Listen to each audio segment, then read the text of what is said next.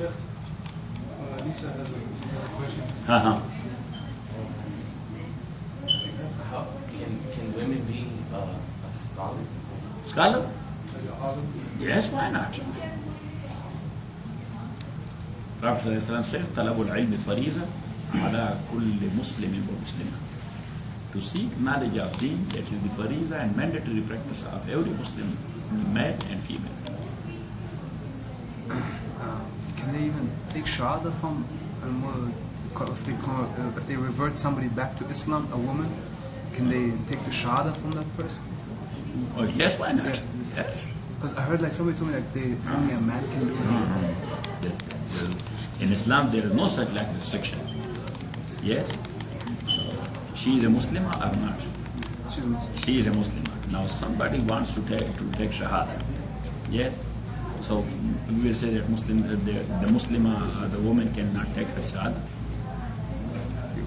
The only thing is that if that is a male, so she should not shake hand with. As you know, that we take the hand of the brother concerned, who is a male, so we say Ashhadu an la ilaha illallah wa ashhadu anna Muhammadan abduhu wa rasuluh.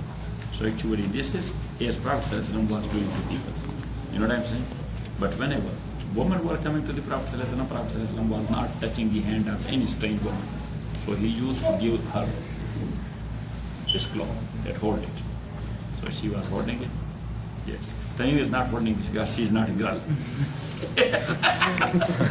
Yeah. So she was holding it. She's not a girl. She is not a girl. She's a woman. And Prophet ﷺ was holding it from the other side, and he was saying, Ashhadu an la ilaha illallah wa ashhadu anna Muhammadan abduhu wa rasuluh. Qazi sir, in Islam, is it mandatory that a woman has to wear hijab or niqab or something? Or No, niqab is something else. Hijab is something else. Let me tell you one thing. That which part of the body is must to be covered. For a male, from beneath the knees up to the belly button. That is farad. If he will not do that, if this part of his body is open, so we call him fasiq. You know what I mean? Fasiq in Islam is a wicked one. That he's a wicked guy. Because he's not fulfilling his job and performing his duty. This is awra. This is a part of, because this bone, that is his feet, that this bone, according to Abu Hanifa, this is part of awra. According to Imam Shafi, that is not. Abu Hanifa says, rahmatullahi alayhi, that this bone is the part of the same bone which is coming from the butt. You know what I'm saying? So as butt is awra, must be covered, so this part is also awra. Yeah. What a scientist he is. Yeah. Yes. Yes. Hmm? Yes. Is it so? Femur. Huh? It's called femur. Femur? Yes. So it's female. Yes. Must be covered because it's female. Yes. And so for the ladies, So just then for a female, Prophet ﷺ said, Al-mar'atu kulluha awra. Woman is totally awra. And what is awra? Which must be covered in Islam. Awra means? Which must be covered.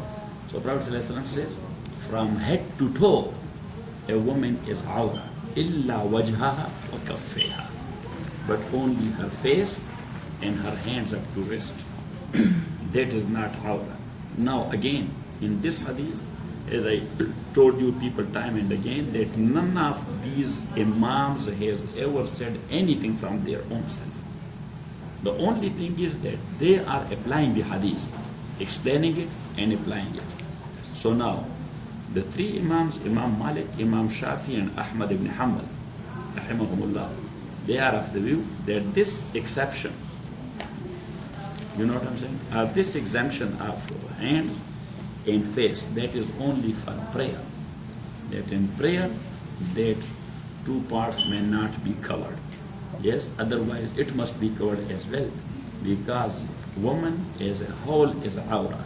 Yes, when there is a need of opening the face or the breast, then that's okay. Abu Hanifa says, rahmatullahi alayhi, that this exemption is general for a woman, maybe in prayer or outside prayer. Yes, so she can keep it open. It doesn't mean she must keep it open. She can keep it open. Yes, he put a condition. If she is too pretty, then she must cover. Yes, if she is living or passing by such like people who are wicked, shaitan. There are certain shaitan people that they are teasing women. So then she must cover her face and her whole body. So hijab is a Muslim. Yes, yes.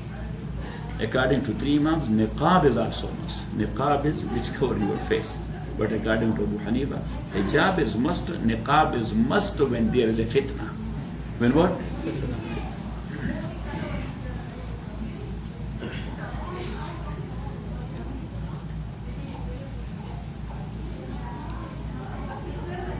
Yes. Question? When the angels in Babylon, Harut and Marut, were teaching people magic, They were not angels. they were That is a wrong conception. They were not. No. First we have to reject that. وَمَا أُنزِلَ عَلَى الْمَلَكَيْنِ. Yes, the malak is not only angel, that is a term.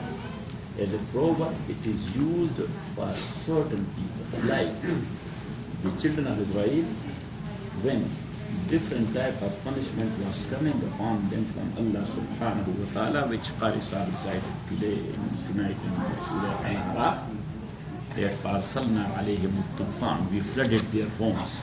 So they rushed to Musa alayhi salam. Please, we are in trouble. Because our houses are flooded, the water is coming out. Musa alayhi salam made a dua, finished. But still, they were the same rebellious people. So Allah subhanahu wa ta'ala said, وَالْجَرَادِ. Then we sent upon them the locust. So they were eating all their crops. So again they rushed to Musa alayhi salatu wasalam. He made dua. And once again it was okay. So then, for the third time, وَالْقُمَّلِ. All over their body there were lices. In their dresses, in their boxes, everywhere there were lices. So they rushed to Musa alayhi salatu wasalam and they said, please. So he made a dua. But again they were the same shaitan people, teasing him. So Allah subhanahu wa ta'ala upon them, He sent ad-dam, the blood. So they were cooking food, you know what I'm saying? So they cooked some food and when they put it in the plate, so it became blood. So they rushed to Musa alayhi salatu wasalam that we cannot eat blood. Yes. So Allah says, فَأَرْسَلْنَا عَلَيْهِمُ الطُّوفَانَ وَالْجَرَادَ وَالْقُمَّلَ وَالضَّفَادِعَ. And another one, before blood, Allah subhanahu wa ta'ala sent upon them the frogs. So somebody, he was taking this tea, yes, to drink it, and from somewhere in the air, a frog was jump into it. And as you know, that the nature of frog is that when it jumps in the water, so the first thing is it do pee-pee. Yeah, that's his nature. So all their food and drinks and everything was full of pee-pee. So then they were unable to drink it. So they came to Musa. Allah subhanahu wa ta'ala said, فَلَمَّا كَشَفْنَا عَنْهُمُ الرِّجْزَ إِذَا هُمْ يَنْكُثُونَ. But look at those people, what strange people they were. That whenever we took away from them that punishment, so they were breaking their promise with Musa alayhi salam. So at that time, when they were asking Musa alayhi salam, so they say, Ya ayyuha sahir. You are Arab, so you know. Sahir little meaning is magician. Yes? If in such lifetime you will call me that, oh sahir, or oh the magician, make a dua, I will make a dua, I will slap you. That you are calling me a magician. Yes? So there the Mufassirin says that in the lugha of Bani Israel, the word sahir that was used for a big scholar as well. You know what I'm saying? As Rasulullah sallallahu alaihi wasallam says, that inna min al-bayan sihra, that there are certain orator and speaker, when they speak, so they are doing magic. Magic means they go to the hearts of people. You know what I'm saying? So it's just like magic, because it touches the heart. So touches the heart means that it affects like a magic. Even though they are not magician. You know what I'm saying? So, we read there in Surah Yusuf, that when he came out upon the woman, so they said, In haza illa malakun kareem. That's a respectable angel. He was not angel. It was because of his beauty and that he was too handsome and things like that. So they called him a malak. So as far as the case of these two guys concerned, Harut and Marut, yes, so they were the two great magicians, big magician. But a big magician who was doing unhabitual things, the people used to call them malak. You know what I'm saying? because they were so like Yeah. amazing. Yeah, so they were not angels, they were shaitan. Where were they teaching people? Like, I know they were teaching in. I don't. This is one They thing. are a test. This is one thing I don't understand. They said to sow enmity between wife and husband. Yes. Like, what was that? What does that mean? Yes, actually, in magic there are certain things. Magic is basically seeking help from Satan. You know what I'm saying? So when you are seeking help from Satan, Allah subhanahu wa ta'ala has empowered Satan to do anything. That is a test. So when they were saying a few words, so it means that Satan is there. And through that word they were asking him, do for me like this. So they were doing that. You know what I'm saying? So when the Satan was there, you are creating a problem between man and female. Sheikh, at this moment in time, are there 4 or 8 angels carrying Allah's throne? And what? In this moment right now, are there 4 or 8 angels carrying Allah's throne? Allah's His throne? arsh. Yeah, His arsh. The number is known to Allah. Yes, but as Allah subhanahu wa ta'ala says in Holy Quran, وَيَحْمِلُ عَرْشَ رَبِّكَ فَوْقَهُمْ يَوْمَئِذٍ ثَمَانِيَةٌ. That on the day of judgment, 8 will be holding the throne of Allah subhanahu wa ta'ala. So Allah subhanahu wa ta'ala did not say that 8 angels or 8 rows of angels. You know what I'm saying? So if that is rows of angels, so we don't know that how much is the number, or how many are there in one row. God is not it. So now, how many is holding the throne of Allah? It is known to Allah subhanahu wa ta'ala. Because I heard something like right now there are 4 of them, but on the day of judgment, like I don't know what the reason is. I don't know if it's because Allah's As upset far on that day, as far as holding a throne is concerned, you know what I'm saying? By 4. I have never seen such a riwayah of 4. As I mentioned the ayah, that Allah mentioned the number 8, but He did not mention that 8 is angels or that 8 is the rows of angels. You know what I'm saying? So something which is not explained by Rasulullah sallallahu alaihi wasallam, we cannot apply our own mind here, because that is beyond our approach. That's not our field, is it? Say, medical is my field. And can I apply my own mind with medical? May Allah subhanahu wa ta'ala forgive and forbid. If you feel bad and you have some sickness, and you will ask me, Sheikh, you are our Sheikh, so please tell me some medicine. I will say, so help me, it's not my field. Let me take you to a doctor. Yes? Because Allah says, وَلَا تَقْفُ مَا لَيْسَ لَكَ بِهِ عِلْمٌ. Never be after such an issue which is not your subject. Because you are misleading yourself and you are misleading others. And that what happened. In no any other field people are jumping, but in deen people are jumping because there is no custodian of deen. Yes?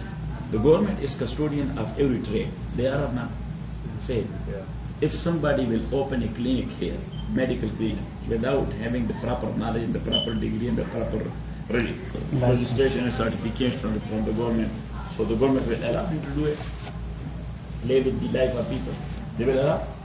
If somebody, he does not have the proper license of engineering, so can he do that job? He cannot do. But somebody who does not have the proper knowledge and certification of deen, and he is jumping in deen, so no any custodian is there, so everybody is saying what he says. And he is misleading himself. And Rasulullah sallallahu alaihi wasallam says that one of the signs of Qiyamah is that Allah subhanahu wa ta'ala, He will withdraw the knowledge of deen. So what withdraw mean? That those who are proper ulama, they will pass away. And other people, they will not be giving time to have the proper knowledge of deen. Yes, as a Muslim, everybody wants to have the knowledge of deen. Yes, so if Sultan wants to be a doctor, sitting here with us in this masjid, can he become doctor? He has to have his prerequisite for medical college, and then he will go for 4 or 5 years to medical college. After that, 3 years for what? For the apprenticeship. Yes, and these are almost 25, 26 years he will be spending in this regard, and he will become a doctor. But regarding deen, everybody wants to become a alim like 1, 2, 3. Yes, and he is an alim. And subhanAllah, how bluntly he claims that he knows. Why? I read a lot of books. If you will read all the medical books, if somebody will do that, the people will believe in him that he is a doctor or he is a surgeon. That I have memorized all the book of surgery. Yes, all the books of surgery, word by word, I have memorized it. So come on, let me do your appendicite. Yes, anybody will come. You know what I'm saying? So that's why there are things that, as I do mention, yes, you must remember this sentence of mine, that do not put a question mark where Allah has put a period. Will memorize it? What is it? Say it. Yes, do not put a question mark where Allah put a period. When Allah subhanahu wa ta'ala put a period and He did not say anything again about that issue furthermore, so we have to stop there. You know what I'm saying? If we are putting a question mark there, so we are putting our iman on stake. And that is the issue of taqdeer, preordained divine law or destiny. You know what I'm saying? That is an issue which is beyond our approach. That is beyond our approach. Why? Once again, you have to memorize these things. Number one, that Allah subhanahu wa ta'ala has given us three means and sources of knowledge. We seek knowledge with. One is our five senses. We see things, that's a knowledge. We hear things, that's a knowledge. We smell things, that's a knowledge. We taste things, that's a knowledge. That is sweet or bitter or sour or something. We touch things, that's a knowledge. This is soft or this is hard and this is hot and this is cold. This knowledge. But these senses are there with all animals as well. They have it or not? Yeah, the animals, they do. they have the same. But most of the time, their senses are more powerful than humans. Yes. You bring sweets from somewhere, put it somewhere in a cabinet at your home, you forgot. But the small ants, through their smell at night, they have a line. So it means that their smell power is much more strong than, you know what I'm saying? Got it? Yes. So,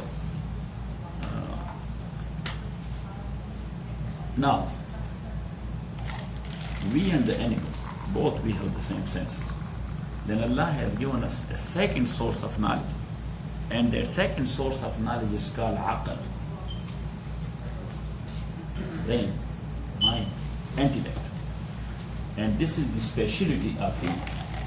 Yes. Horse does not have aql, does he? No. Elephant? Lion? That's why they are not making it a bomb. You know what I'm saying? They cannot make missiles.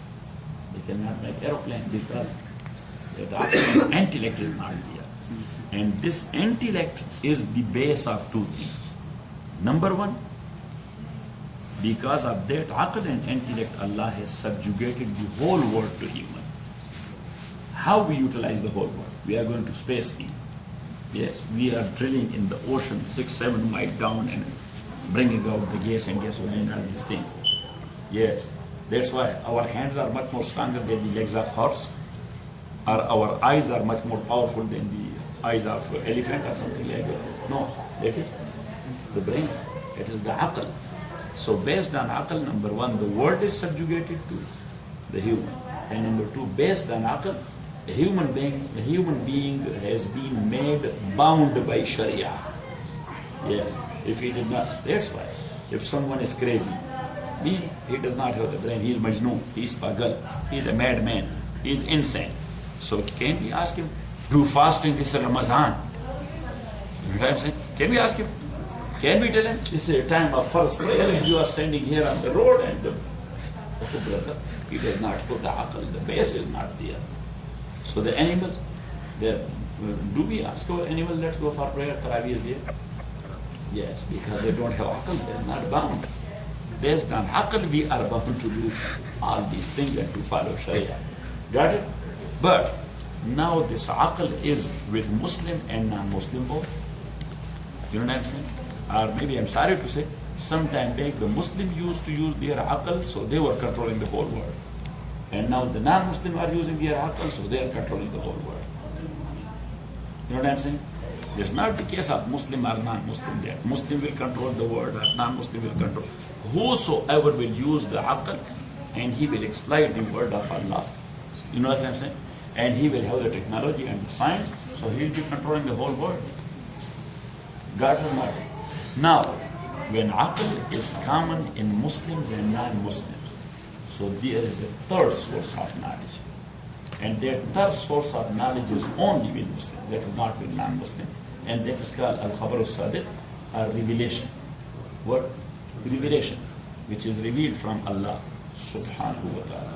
Now the senses have its own limits.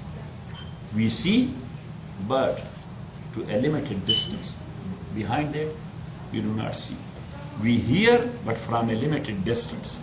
Behind there, there is big noise, but we don't. Now on 118, there is a lot of rush. For example, the cars are going in, the trucks are going in, things like that. Or in Los Angeles airport, there is a big noise of these airplanes taking off and landing and things like that. Why we do not hear it? Because that is beyond the limit of our hearing power. Otherwise, we have the hearing power and the noise is there. But that is beyond our scope. Got it? So like senses, the aql also has a limit. It cannot go beyond limit. You know what I'm saying? So what beyond limit? What is beyond? Then you have to go to wahi. That beyond the approach of aql, what is the source of knowledge? Then you have to go to Quran or to go to Prophet sallallahu alaihi wasallam. That what he said or what he said. You know what I'm saying? Now, there is no any fourth source. So you can go only to the extent of what Allah has told you. Beyond that, your aql cannot go there. That is a prohibited area for your aql. That is the area of Allah and Rasulullah sallallahu alaihi wasallam. So how much you will be able to understand? To the extent of what they have said. Got it? So that's why you have to stop. Furthermore, restricted area, red zone.